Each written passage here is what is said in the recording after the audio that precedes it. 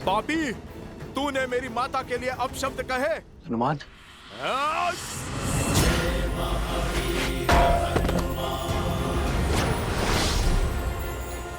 बहुत हुआ तेरा छल, अब तू देखेगा सीता माता के पुत्र का बल। तेरा इसी क्षण अंत कर दूंगा मैं, तेरे लोक अपराध का, तेरे भ्रम और तेरे असत्य का। या तो तुम महाबोले हो या महामूर्ख हो वानर। इतना भी नहीं जानते, असत्य को जितनी ऊंचाई दोगे वो उतना ही बलवान होता है, उतना ही शीघ्रता से फैलता है स्वयं। राघव की पत्नी दूषित है, दूषित है, दूषित है। राघव की पत्नी दूषित है, दूषित है, दूषित है।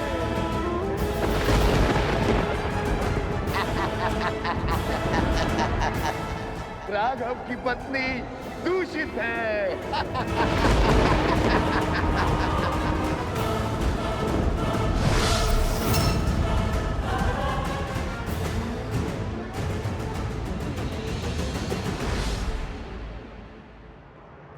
सीते,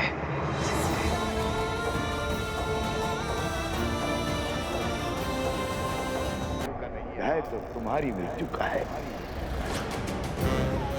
कहीं भास्करन तुम्हें मार देता तो मुझे बहुत दुख पहुंचता, क्योंकि तुम्हारी मृत्यु का निमित्त मैं अचंभित था कि तुम भास्करन से युद्ध करने स्वयं क्यों आए।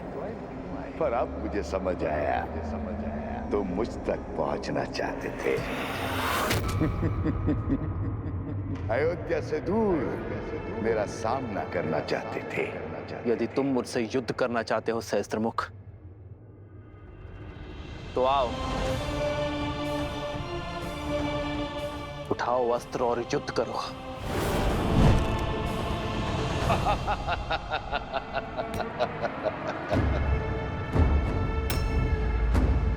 मेरे शस्त्र सदा मेरे साथ रहते हैं राम। मेरा मुख मेरा धनुष है, जो सहस्त्र दिशाओं में है। शब्द मेरे बाण हैं, जो व्यक्ति के मन को चीर देते हैं। असत्य मेरी खड़क है, जो सत्य के प्रति प्रमाण को काट देती है। संदेह मेरा चक्र है, जो विवेक को व्यूह में फंसा देता है। अविश्वास मेरा भाला, जो धर्म की छाती चीर दे।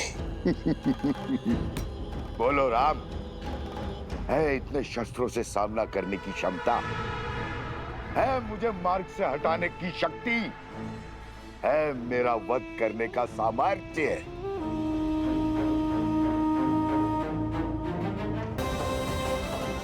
अधर्म ने चाहे जितने भी सशक्त कवच पहने हो, मेरे श्री राम उसके अंत का कोई ना कोई हल अवश्य निकाल लेंगे।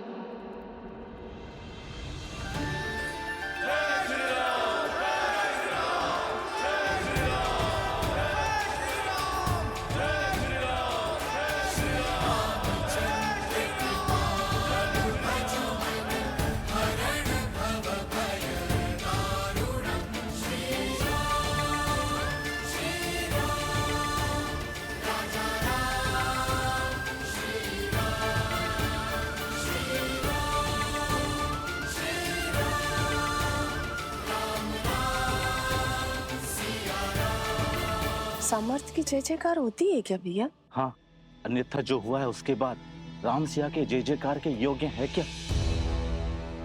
जिस राम राज्य की कल्पना सारा संसार कर रहा है, वो अयोध्या में कभी स्थापित नहीं होगा। राम, तुम्हारे मंत्रियों और अधिकारियों में लोभ और लालच भर दूंगा, परिवार को ईर्ष्या और द्वेष दे दूंगा, राज्य में विद्रोह उत्पन्न करूंगा। हनुमान, ध्यान रहे, सहस्त्रमुख का उल्लेख अयोध्या में किसी के आगे नहीं होना चाहिए। पर प्रभु, प्रजा को सावधान करने की आवश्यकता है।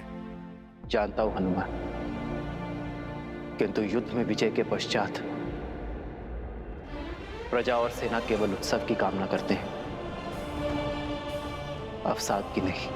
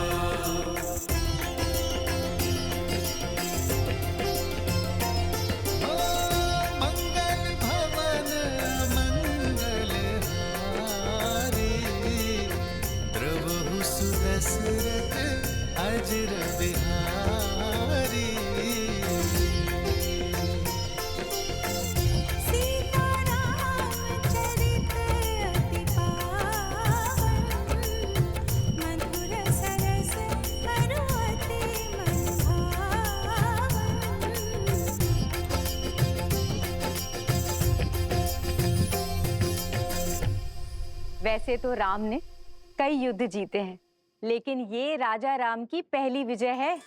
माता, आपको देखना चाहिए था कैसे भैया ने उस दुष्ट भास्करण का वध किया। ना वो धरती पर था और ना ही वायु में। हनुमान जी के सहयोग के कारण। हनुमान जी ने इस युद्ध में भले ही सैनिक ना बनकर, परंतु भैया का सेवक बनकर अपना पूर्ण योगदान दिया है। उनके बिना ये विजय संभव नहीं थी, है ना भैया? इतना विनम्र मत बनो लक्ष्मण। मेरी वीरता की गाथा बताने में अपना शौर्य छुपा बैठे। संघार दमन को कितने साहस के साथ मारा है तुमने, और भास्करण का वध करने में अपने प्राण तक दांव पर लगा दिए। ये विजय केवल राजा राम की नहीं, समस्त अयोध्या की है। और अयोध्या इसी प्रकार हर युद्ध को जीतेगी, फिर चाहे वो युद्ध भीतर का हो या बाहर का। राम सिया राम सिया राम सिया राम, राम सिया राम सिया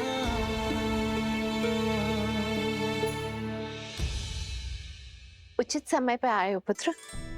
हाँ पुत्र, कल वसंत पंचमी के अवसर पर सीता के गर्भ के पुष्पवंश संस्कार का मुहूर्त निकला है। तुम्हारा होना भी वहां अनिवार्य है। अब तुम आ गए हो तो सारी पूजा विधि विधान पूर्ण हो जाएगी। अवश्य मां।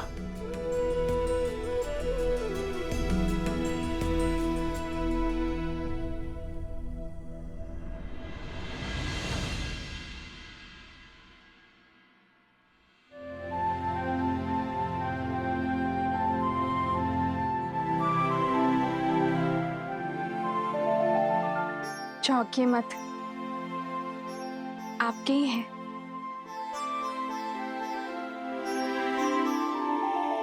कौशल्या माता ने दिए। कह रही थी जिन खिलौनों से पिता खेले हैं, पुत्र भी उन्हीं से खेलेंगे। वैसे राजा बनने के पश्चात आप एक वचन भूल सा गए हैं आर्य। कैसा वचन सीते? वही जो विवाह के समय दिया था।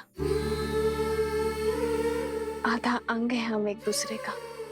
सुख के साथ साथ दुख और चिंता में समान भागीदार है। तो बताइए, ऐसा क्या है आर्य जिसने आपकी विजय की मुस्कान को धुंधला कर दिया है?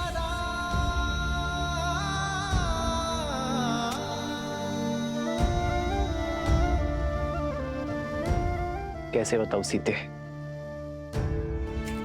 समय और नियति बहुत बड़ी परीक्षा लेने वाले हैं। आने वाला कल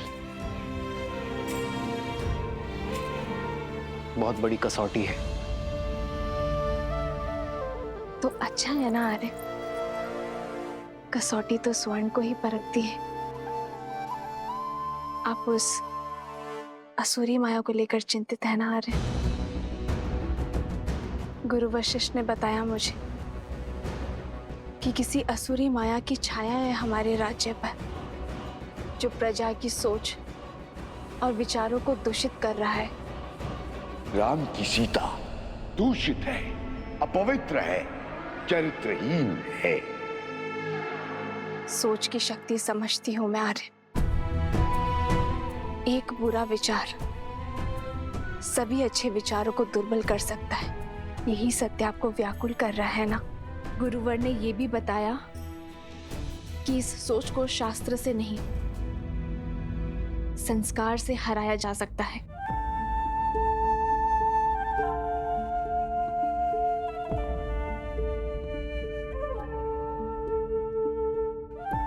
गुरुदेव ठीक कहते हैं सीते, संस्कार की शक्ति ही मन को स्थिर कर सकती है, किंतु ये इतना सरल नहीं होगा।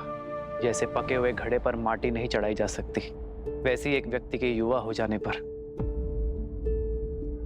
उसके संस्कार नहीं बदले जा सकते।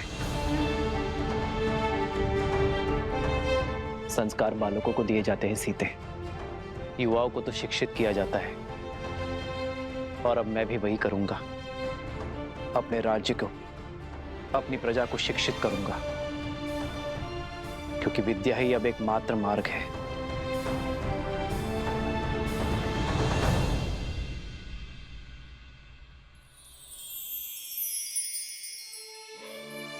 मुझे पूरा विश्वास है आप पर आर्य। जो आपने ठाना है उसे पूरा अवश्य करेंगे।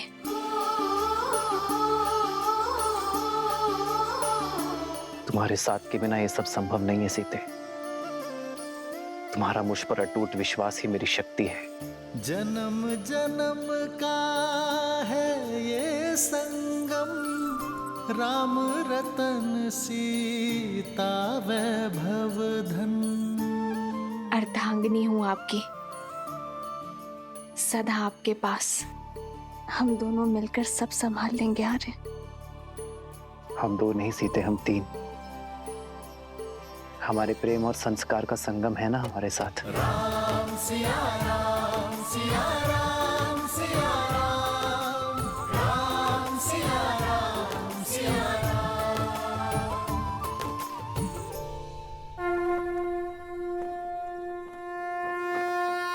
ओम अदभ्याः संवृताः पृथ्वी समाश्च विश्वकर्मणाः संवृतताग्रहे।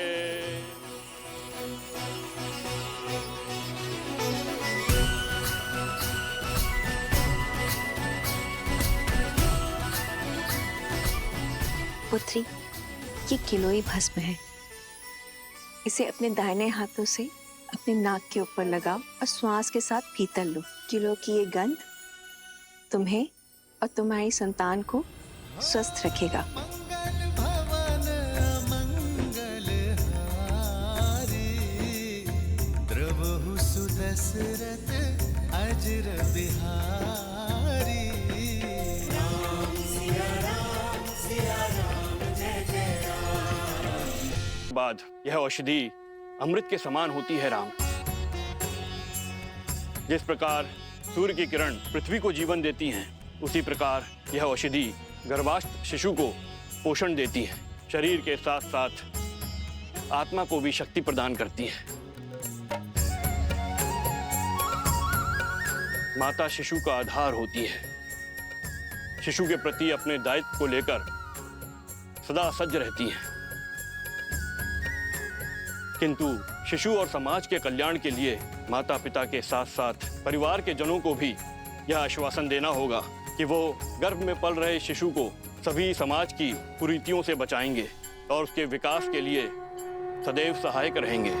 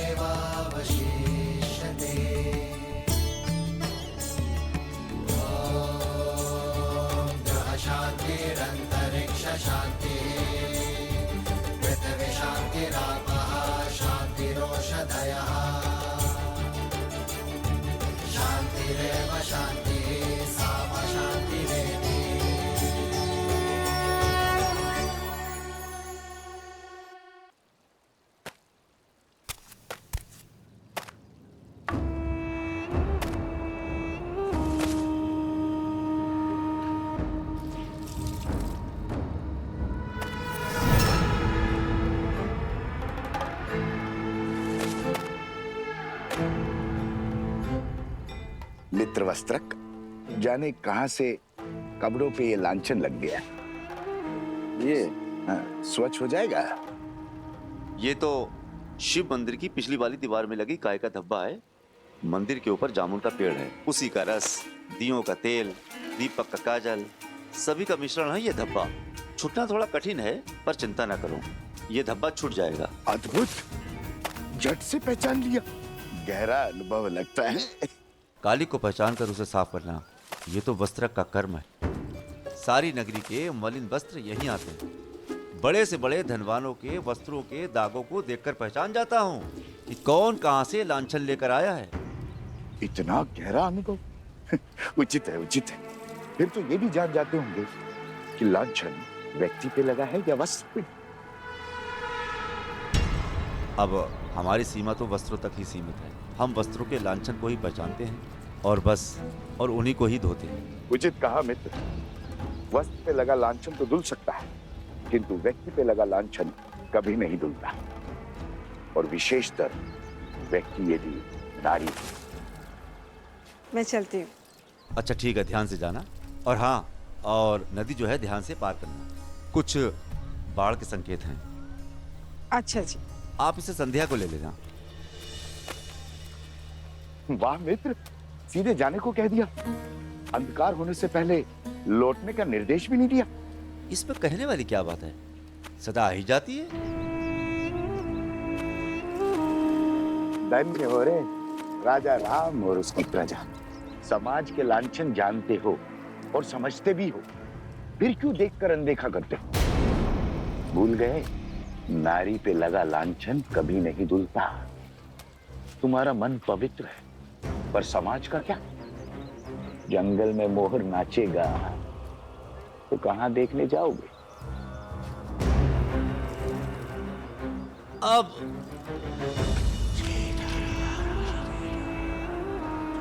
अरे ऐसा है, दिन ढलने से पहले आ गए।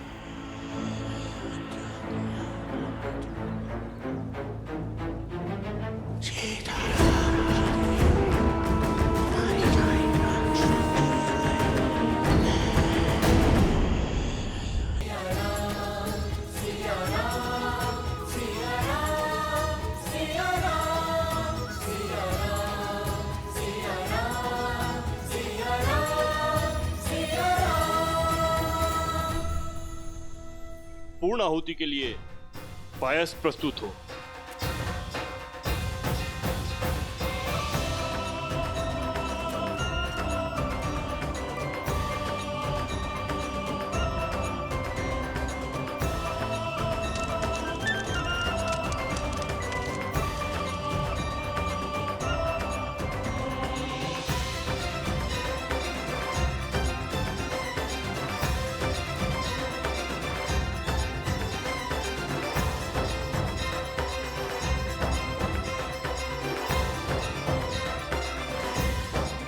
शिशु दीर्घायु और स्वस्थ हो, इस कामना के साथ प्रसाद ग्रहण करें देवी।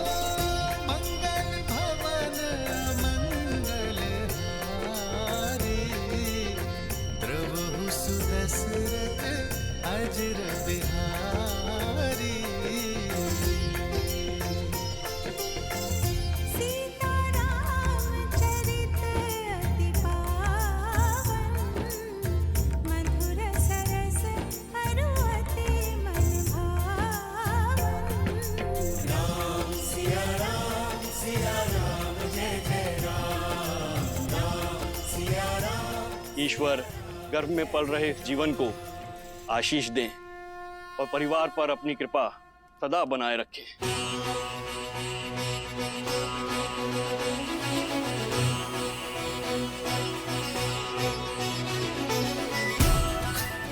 ये संतान राम राज्य में सुख और समृद्धि लाएगी। समृद्धि नहीं, समापन होगा। भूचाल लाऊंगा मैं राम राज्य में, भूचाल जिस तरह को वज्र का प्रहार भी तोड़ नहीं पाया। उसमें ज्वालामुखी का विस्फोट लाने की शक्ति है शब्द में। राई के दाने से भी छोटा होता है वट वृक्ष का बीज, पर चट्टान फोड़कर बाहर आ जाता है। सबके वस्त्रों को धोने वाले इस वस्त्र के मन में मैंने जो कलुषित धब्बा छोड़ा है, वो धीरे धीरे फैलकर पूरे राम राज्य पर ग्रहण लगा देगा। राम राज्य।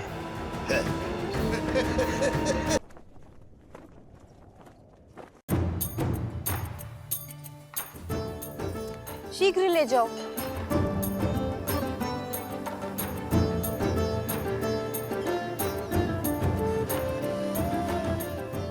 तनिक देर और पकाओ साग को। जी, मसाला को थोड़ा और पकाइए। किष्किंधा में तो क्या, संसार के किसी भी कोने में ऐसा भोजन नहीं खाया होगा इस वानर सेना ने, जो आज राजा राम की रसोई का और सीता के हाथों का बना महाभोज खा के तृप्त हो जाएंगे सारे। तनिक धीरे बोलिए माताश्री, कहीं हनुमान जी ने सुन लिया तो अपने नगर लौटने का विचार ही ना बदल दें।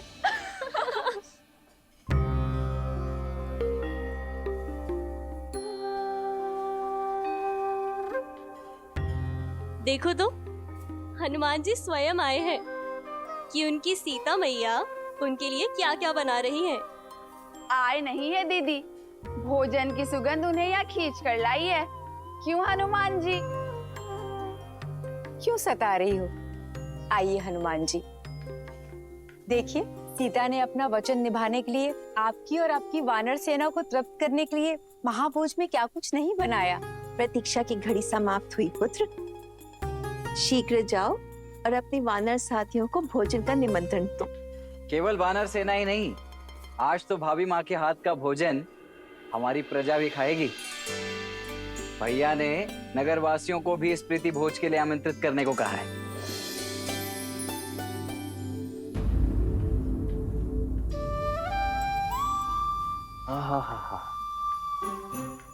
इतनी अद्भुत सुगंध, मेरी तो भूख इस सुगंध से ही तीव्र हो बैठी है। भाभी माँ, आज तो अत्यंत आनंद आएगा। आप सभी शीघ्रता कीजिए, भूख तीव्रता से बढ़ रही है। हनुमान,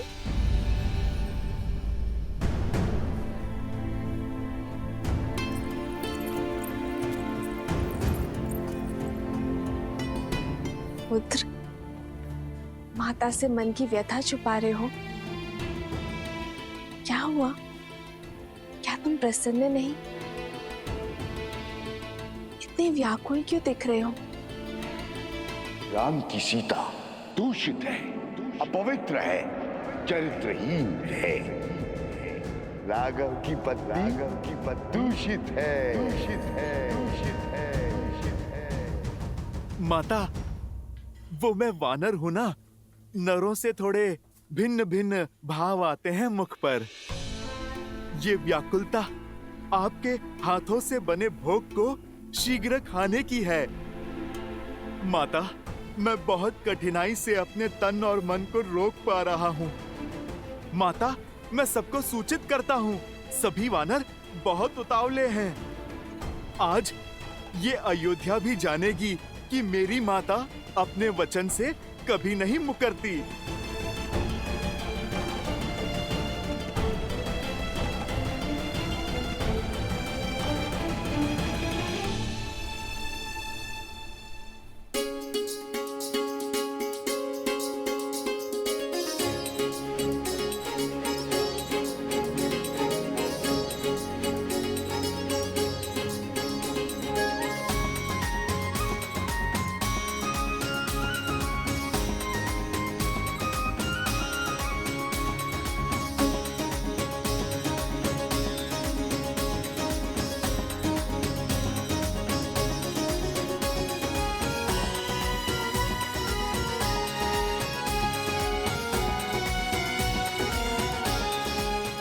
अद्भुत, आनंद आ गया प्रभु।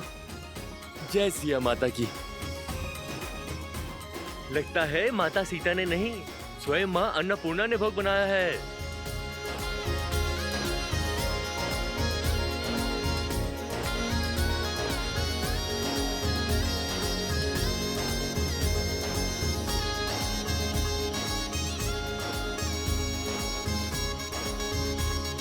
राजा रामचंद्र की जय, राजा रामचंद्र की जय, सीता मैया की जय, सीता मैया की जय। सोचता हूँ महाराज से याचना कर यहीं रुक जाऊं। इतना स्वादिष्ट भोजन तो किष्किंधा में कहाँ मिलता है। सत्य वचन, पेट भर गया किंतु मन है कि भरता ही नहीं। और खाओ, अभी भोजन समाप्त कहाँ हुआ है। देखो, हनुमान जी अभी भी जीम रहे हैं। ब्रह्मानंद मगन कपि सबके प्रभु पद प्रीति, जात न जाने दिवस तिन्ह गए घटिका शत बीती।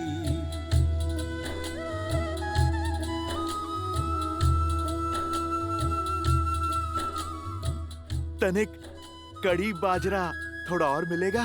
जी लाती हूँ।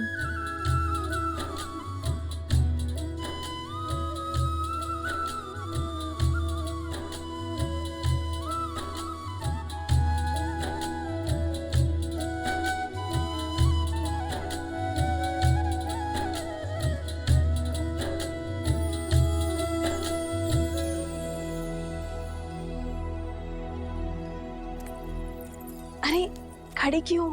जाओ कड़ी बाजरा लेकर जाओ। महारानी, सारा भोजन समाप्त हो गया है। हम अभी बनाने जा रहे हैं, किंतु तनिक समय लगेगा। हम शीघ्र ही बनाते हैं।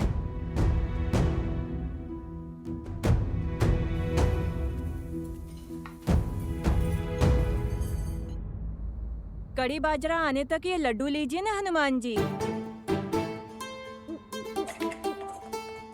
लड्डू नहीं, वो जलेबी थी ना, वो बहुत स्वादिष्ट थी। और मिल सकती है? जी।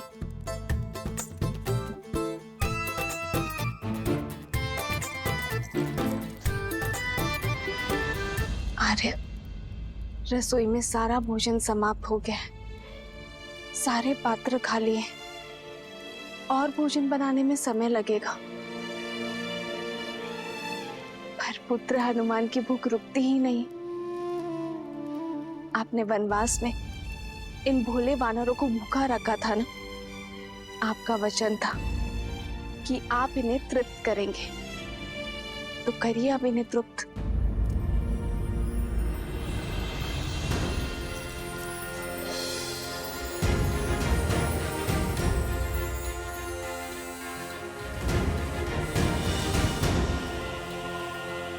एक जलेबी? माता, इससे क्या होगा? आप कृपा करके 2 थाल और ले आइए। जी। जय जय महाबली हनुमान। चिंता ना करो सीते, मेरे हनुमान को तृप्ति अवश्य मिलेगी। आओ सीते।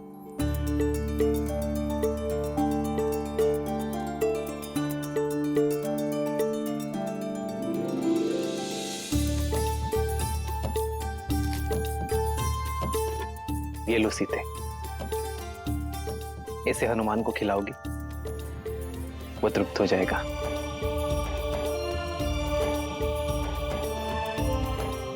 सच में? विश्वास करो।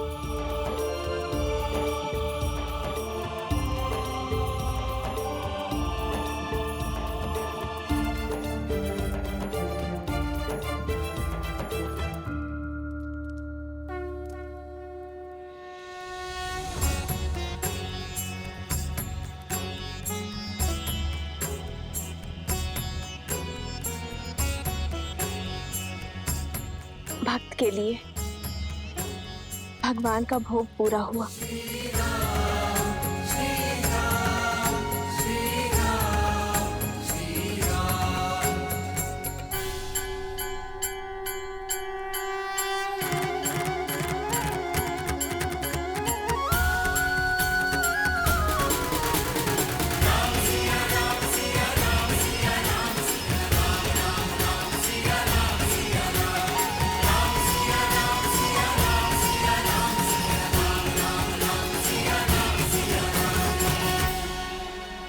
लो हनुमान, ये लड्डू खाओ।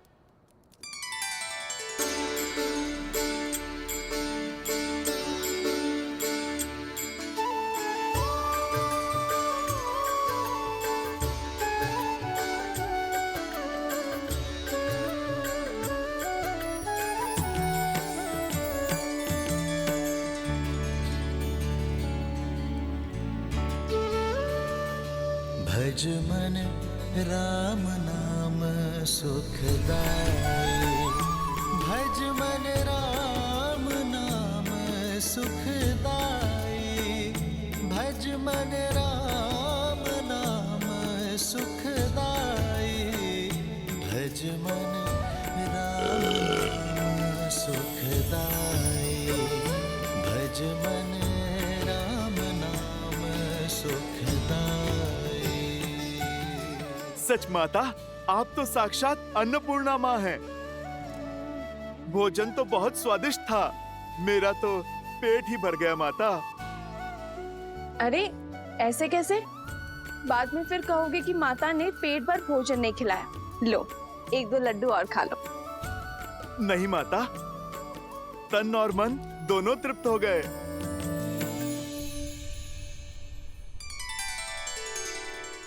प्रभु, आपने तो तुलसी पत्र को शस्त्र बना दिया।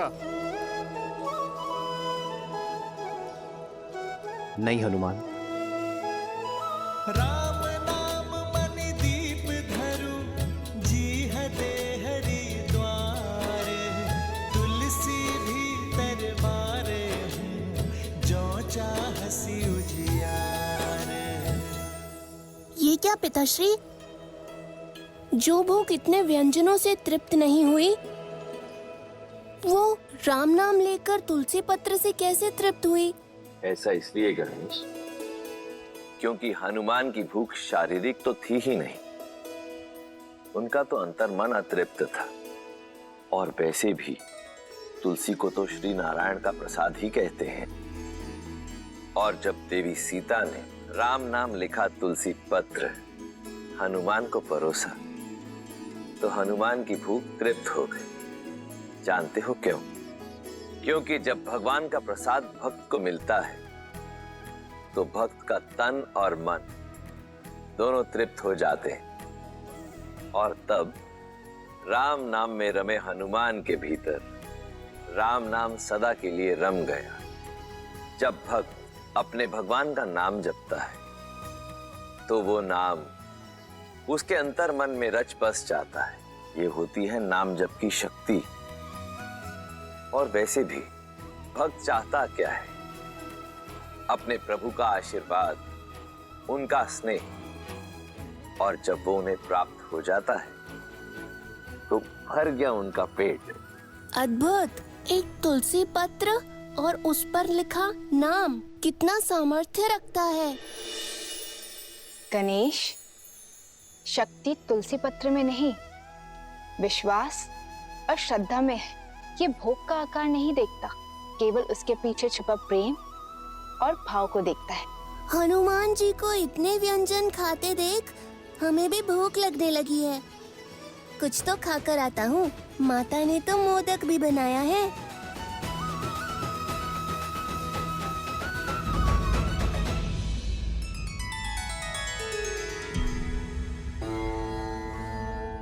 गणेश को प्रसाद की शक्ति समझा दी, किंतु उस शब्द शक्ति का क्या, जो शूल बनकर अयोध्या पर बरसने वाली है? शब्द वो शस्त्र है देवी, जो या तो तार दे या मार दे।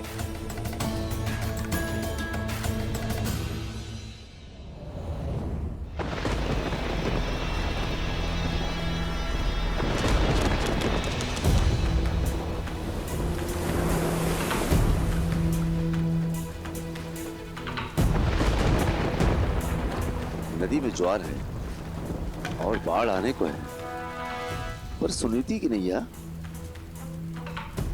दूर दूर तक कहीं दिखाई नहीं दे रही। इतनी रात्रि हो गई, पता नहीं कहां रह गई।